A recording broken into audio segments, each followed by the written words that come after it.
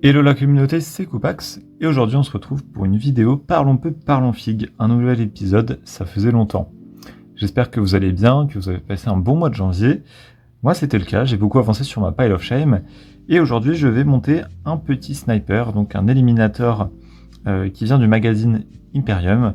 Comme vous le savez peut-être, il y a eu 2-3 numéros où vous aviez toute une combat de patrol, enfin une vanguard plutôt Space Marine, de type un peu infiltration, avec eux notamment, les gars avec leur jetpack, et d'autres. Je me rappelle plus trop là. Si, pardon, les Phobos également. Et donc, vous avez 3 snipers. J'en ai déjà monté 2. Vous avez celui avec ses jumelles qui est unique. Et ensuite 2 qui sont comme ça agenouillés avec 2 têtes différentes. Donc là j'en ai fait un qui a le crâne à nu avec sa petite crête. Et je vais tout de suite monter l'autre. Et on va en profiter pour échanger, pour passer un bon moment ensemble. Donc, hop, vous pouvez déjà vous faire couler un petit thé, vous installer, sortir vos peintures parce qu'on va passer donc quelques minutes à monter cette figurine. Et pour pimenter un peu le tout, une main innocente m'a préparé ces questions qui vont permettre d'orienter un petit peu les choses dont je vais parler. On va en tirer une au hasard et ensuite je vais commencer à dégrapper la figurine. Alors, à quoi penses-tu quand tu peins? Très bonne question, excellent. Excellent. Alors, quand je peins des figurines, je pense un peu à tout. Ça dépend des fois. Souvent, je pense à ma journée, ou à ce que je vais faire le lendemain, ou ce que je vais manger. Ça part un peu dans tous les sens, hein, pour être honnête. Hop. Et souvent aussi, j'essaie de m'imaginer l'histoire de la figurine que je suis en train de peindre. Alors, c'est pas forcément facile quand je peins 10 figurines en même temps en mode à la chaîne, mais quand j'en peins une, par exemple un héros, ou juste une figue que j'apprécie, je peux essayer de m'imaginer un petit peu son histoire, surtout que maintenant, dans mon défi peindre ma pile de la honte en 2025, à chaque fois que je finis de peindre une figurine, j'essaie de lui donner un nom, je l'écris sous le socle, et ça me permet d'avoir une armée un petit peu plus unique que toutes les figurines sans nom que j'avais jusque-là. Donc c'est vrai que dans mes Fire Angels, j'en ai très peu qui sont nommés, surtout quelques héros. Mais à part ces héros, le reste est un peu anonyme, et c'est dommage. Donc, hop. Donc là, j'ai essayé de faire un effort, et donc j'ai pas mal de figurines qui ont un nom maintenant. Mais je l'ai vraiment pas fait pour tous, hein. Je vous dis ça, mais j'ai peint 20 cultistes là depuis début janvier. Et sur les 20, je crois qu'il y en a 4 max qui ont un nom. Donc bon, voilà. C'était une bonne intention, pas forcément très bien mise en pratique. Hop, donc là, j'ai tout dégrappé, hein, comme vous le voyez, et on passe à l'ébarbage. J'espère que les bruits sont pas trop horribles pour vos oreilles. Et qu'on y voit quelque chose. Et là, pour ces capes, je vais aussi essayer de faire en sorte de faire fondre les espaces qu'il y aura entre la cape là et l'autre bout de cape. Ici, j'ai un peu réussi à le faire fondre avec de la colle, mais là, on voit encore qu'il y a un gap. Donc, soit je mettrai de la green stuff, soit je mettrai de la colle, en espérant que ça a une forme près normale et que ça déforme pas trop le drapé de la cape. Et je vais rajouter une lumière, je reviens tout de suite. Et voilà, ce sera mieux comme ça. Ah oui, c'est quand même beaucoup plus simple, surtout pour voir les lignes de moulage. Si vous n'avez pas la bonne lumière, c'est très facile de les rater. Okay. Alors, on va sortir une deuxième question. As-tu déjà rencontré des abonnés? Oui, alors j'en ai déjà rencontré en tournoi surtout. Après, j'ai pas demandé. En général, j'arrive pas en disant je suis Koupax, je l'ai pas sur un t-shirt. Donc j'ai rencontré des gens qui étaient peut-être abonnés, en tout cas qui avaient commenté mes vidéos lors des JFJ d'il y a 2 ans à Sartrouville et le tournoi également l'année dernière. Donc vous pouvez retrouver les deux sur ma chaîne. Je vais faire apparaître le lien en haut de la vidéo si vous voulez jeter un oeil. C'était très sympa dans les deux cas. Et honnêtement, la communauté One Page Rules est super agréable. On n'est pas encore énormément, Donc c'est facile de... Enfin, il y a vraiment un esprit un peu de groupe, quoi. C'est pas très anonyme, c'est ça qui est sympa, c'est qu'on voit toujours les mêmes personnes qui interviennent sur le Discord. Et j'aime beaucoup. Il est assez vivant. Merci encore à tous les modérateurs qui animent ce Discord, parce que toujours une self-place et ça permet de déconnecter, de partager un peu tout et n'importe quoi, de critiquer Games Workshop. Non mais voilà, c'est assez chouette. Mais pour ceux qui sont en région parisienne, il y a un tournoi qui arrive le 22 mars. Ce sera aussi à Sartrouville pour les JFJ 2025. Et j'y participerai. Donc si vous vous y rendez, on s'y verra. Et ce sera avec plaisir. Hop. Et j'aimerais bien aussi me mettre à Tabletop Simulator. Ça pourrait être sympa justement pour faire des parties comme ça avec des gens sur le Discord. Mais honnêtement, j'ai pas encore pris le temps d'apprendre à l'utiliser.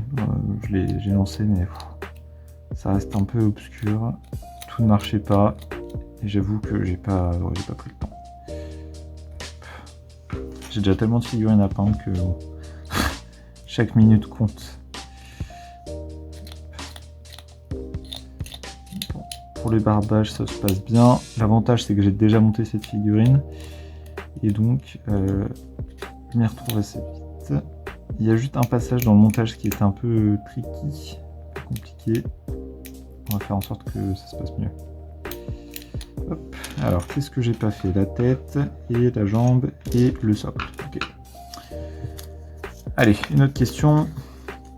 Si tu devais décrire la figurine que tu peins, à quoi rêve-t-elle la nuit? Histoire, force, avenir. Ouh. Alors bon, je peins pas de figurine. Mais si je devais décrire cet éliminateur, à quoi il pense? Oh là là. C'est une bonne question. Qu'est-ce qu'on pourrait dire? Peut-être que lui, en fait, avant était un raptor, donc je crois que c'est ça, hein, les raptors, donc les Space Marines très précis. Et, ou non, plutôt un Space Marine d'une autre compagnie, qui aurait été complètement, d'un autre chapitre, qui aurait été complètement annihilé, alors qu'il combattait aux côtés des Fire Angels. Et donc, certains d'entre eux auraient préféré rejoindre Enfin, on aurait profité pour rejoindre les Fire Angels, plutôt que partir à la Deathwatch ou autre, par exemple. Et donc, lui, la nuit, il rêve encore au massacre qui a eu lieu alors qu'ils affrontaient les tyrannides. Et il rêve de vengeance et de pouvoir mettre une balle entre les deux yeux d'un guerrier tyrannide ou d'un carnifex pour venger ses frères tombés au combat. Et son avenir, peut-être devenir un lieutenant un jour, monter en grade et pouvoir servir l'empereur toujours plus. Mais donc c'est pas un vrai Fire Angel, c'est ça le problème. Sinon si c'est un Fire Angel pur, je sais pas trop. J'ai pas encore assez travaillé leur lore. C'est un chapitre qui existe, qui a été créé par Games Workshop. Ils apparaissent dans certains bouquins, mais je sais plus trop lesquels. J'ai essayé un peu de leur écrire du lore pour faire une campagne narrative par exemple. Mais je ne dirai rien. Je trouve que c'est plus intéressant justement d'avoir une histoire un petit peu secrète qui puisse être révélée à travers une campagne. Ça crée un peu de mystère, un peu de choses à découvrir. Hop, on est pas mal, je vais sortir le socle. J'ai perdu celui de base, mais j'ai des copies que j'ai eu je ne sais plus où, dans un lot Le Bon Coin sûrement. Alors, un autre petit papier. Comment te prépares-tu à la prochaine compète? Hop. Alors, pour me préparer à la compète, de l'entraînement. Matin, midi et soir, je ne respire, je ne mange que Age of Fantasy. Non, c'est surtout des batailles, créer des listes, en discuter avec Shosha Boy et voir un petit peu ce qui peut marcher ou pas. Pour le moment, on s'est fait des batailles, donc moi je jouerai les ogres et ça c'est plutôt mince. Oh là là, oh la cata, j'ai appuyé sur le bras, je l'ai complètement tordu. C'est hyper fragile, hein. Il est vraiment très mal soutenu, vous voyez qu'il lévite à peu près. Aïe, bon. Rien d'irréparable de toute façon, mais ça craint. Alors je crois qu'ensuite il faut mettre ça comme ça, ouais. Ouais, c'est ça. Et là du coup le bras a une tête chelou. Whoopsie. Alors ça on va ranger. Mais oui, donc c'est surtout des batailles. Et donc Shosha Boy qui joue les gobelins. Pour le moment il a gagné à chaque fois, je crois. On a fait une égalité. Non, je crois qu'il a gagné les 2 batailles. Donc on s'entraîne en faisant des batailles en 1500 points. 1500, c'est le format le plus adapté pour les petites batailles Enfin pour Age of Fantasy, 1500 points ça fait déjà beaucoup de figurines. Donc lui il sortait facilement 60 gobelins. C'est vraiment pas le même délire que 40k. Après bien sûr ça dépend de l'armée que vous jouez, hein, mais les unités sont beaucoup moins chères. Mais aussi beaucoup moins fortes, hein, pour la plupart. Alors bon, j'ai monté la figurine, mais pourtant je galère à lui mettre sa jambe. Super rassurant. Ah oui, mais ok. Il restait un bout de grappe qui bloquait, et voilà, ça devrait rentrer maintenant. Parfait, ok. Hop, on sort la colle. Et hop.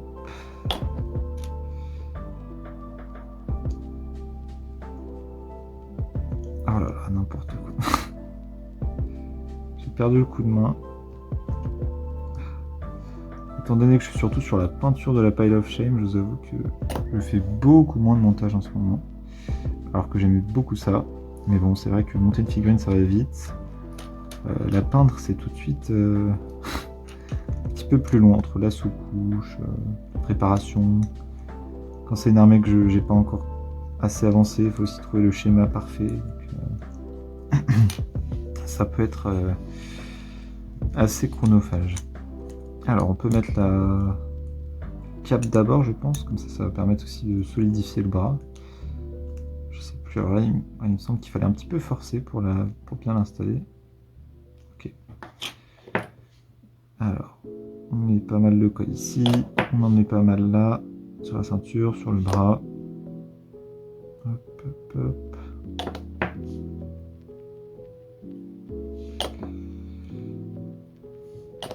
Et c'est parti.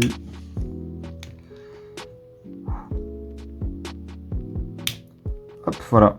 C'est bon, il faut bien donc la coincer derrière le pied et la clipser. Vous avez entendu le bruit, hein. Ici, on va mettre un peu de colle en espérant faire fondre le... Hop, voilà, j'en ai mis beaucoup même. Hop, pareil ici. On va essayer de faire fondre un petit peu cet espace pour que les 2 parties se reforment l'une sur l'autre. Et prochaine question, plutôt Grimdark Future ou Age of Fantasy. Grimdark Future, hein, c'est avec ça que j'ai commencé. J'aime beaucoup l'univers. Warhammer 40k de base. Parce qu'en fait j'ai repris Warhammer, on va dire. Même si j'avais jamais vraiment commencé, mais j'ai repris avec le jeu de rôle Dark Heresy, première édition. Donc j'adore l'univers, pas que la guerre justement, mais aussi tout le reste, donc les cités ruches, les combats en vaisseau, les hérétiques partout, tout, je trouve ça vraiment génial. Alors que le vieux monde, j'avoue que je m'y suis beaucoup moins intéressé, et en fait je préfère les univers de type Donjons et Dragons en fantasy plutôt que celui de Warhammer, parce que j'aime bien pouvoir créer vraiment mon terrain de jeu pour mes joueurs. Et donc j'oserais pas trop jouer dans le vieux monde. Et à l'inverse, pour Warhammer 40 000, vu qu'il y a tellement de planètes différentes, j'ai pas peur de créer mon univers. J'ai juste à respecter, on va dire, tout ce qui existe dans Warhammer, quoi, les factions, etc. Donc je trouve ça beaucoup plus simple et je préfère largement. Après, en termes de règles, c'est un peu le même jeu, enfin à peu de choses près. Et c'est cool de tester Age of Fantasy. C'est rafraîchissant, et ça change un petit peu, beaucoup plus de corps à corps, etc. Mais je préfère quand même Grimdark Future parce que je trouve ça plus badass. J'aime plus les figurines, enfin tout. Tout tout est mieux pour moi. Hop. Et en plus, dans Grimdark Future, on a aussi la version Gang Wars. Il n'y a pas vraiment d'équivalent pour Fantasy, donc on va dire que ça fait marquer des points. Alors, on va aussi couper ce bout de ruine pour le mettre sur le socle. On va le mettre sur le socle de celui-là, avec ses jumelles, on va lui mettre à ses pieds. Lui donc est fini. Hein. Il faudra juste que je passe un dernier petit coup ici et que je fasse les trous sur les snipers. J'aime bien faire les bouts des canons, les embouts des canons. Hop. Penses-tu que l'avenir des figurines est prometteur? Bah oui, tout à fait. Alors, l'avenir des figurines de manière générale dépend beaucoup de Games Workshop et aussi de l'impression 3D, à mon avis. Games Workshop parce qu'ils ont vraiment l'univers qui est très riche, des super idées de figurines, de factions, etc. Et qui sont connus, et surtout ils vont lancer la série avec Henry Cavill. Donc je pense que ça va vraiment faire exploser la popularité de Warhammer, un peu comme Stranger Things avait aidé à populariser Donjons et Dragons. Donc voilà, j'espère que ça va fonctionner aussi. Et en plus avec l'impression 3D, logiquement le coût des imprimantes 3D va réduire de plus en plus, leur précision va augmenter, et donc ce sera de plus en plus facile de faire des figurines de très très bonne qualité pour beaucoup moins cher que ce que propose Games Workshop, et donc il y aura plus de gens qui vont se lancer. Après il y a toujours le problème de la sécurité, de l'espace que ça prend, donc une imprimante 3D, toutes les machines pour nettoyer. Mais peut-être qu'il y aura d'autres solutions qui vont apparaître qui seront moins coûteuses, moins spacieuses. Enfin, je suis sûr que l'avenir des figurines est prometteur. Et voilà, donc on a nos 3 petits snipers, parfait. Plus qu'à leur faire des trous dans le canon. Mais avant ça, on va faire une dernière question. Penses-tu que tes figurines agissent dans Toy Story quand tu n'es pas là? J'espère pas, parce que ce serait un vrai massacre, étant donné qu'elles sont dans des placards. Alors, certaines figurines sont classées par armée, donc là ça ira, si c'est que les Fire Angels dans leur tiroir. Mais si les tiroirs avec les Xenos mélangés entre eux, ou l'Inquisition et le Chaos mélangés entre eux, là ça pourrait très très mal finir. Donc je sais qu'ils veillent sur moi quand je dors, mais je leur souhaite pas de s'animer, parce que c'est pas l'univers le plus jojo au niveau des figurines. Hop. Et voilà, on en a fini. C'était assez rapide comme vidéo. Bon, le but c'était juste de parler un petit peu, de faire un petit montage très tranquille. Et un petit mot aussi pour 2025 pour les projets. Comme d'habitude, j'ai des idées. J'ai des choses que j'ai déjà commencé à tourner, qui sortiront peut-être dans quelques mois, peut-être pas du tout si j'arrive pas à les terminer, ou si ça traîne trop. Mais j'ai envie de refaire un peu plus de vidéos One Page Rules, parce que ces derniers temps, j'ai beaucoup diversifié mon contenu. Mais j'aime toujours One Page Rules, c'est juste que j'ai moins le temps d'y jouer. Mon travail est assez prenant, par exemple. Et donc c'est plus difficile de créer du contenu régulier et sur One Page Rules. Mais c'est toujours l'esprit de la chaîne, et c'est toujours mon objectif de vous proposer des bons rapports de bataille, des analyses et plein d'autres choses plus surprenantes, quoi. Donc ne vous inquiétez pas, il y a plein de belles choses qui arrivent pour 2025. Et comme d'habitude, n'hésitez pas à partager vos projets dans les commentaires, ce que vous aimeriez voir sur la chaîne, ou vous, qu'est-ce que vous répondriez aux questions qui m'ont été posées. Sur ce, je vous dis merci d'avoir regardé, et vive One Page Rules!